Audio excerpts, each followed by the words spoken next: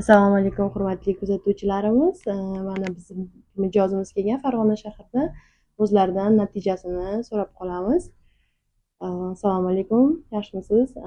O'zingizda bo'lgan natijalarni kuzatuvchilarimiz bilan ulashishingizni so'raymiz.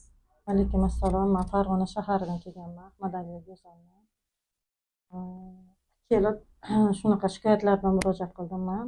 Qorin qabziyat bilan oshqozonim, o'tam qorin sohasini yo'qotish bo'yicha murojaat qildim.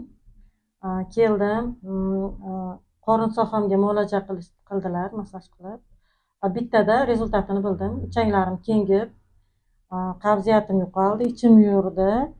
Yana ikkinchi muolajaga keldim. Bugun mana ikkinchi muolajani oldim. Qornim yo'q. Umuman men yaxshi taassurotlar, yaxshi lecheniyalarning ta'sirini bildim. Sizlarga ham tavsiya qilaman kelishlaringni. Rosa ham yaxshi ekan. Yoshingiz nechida opa? 54da.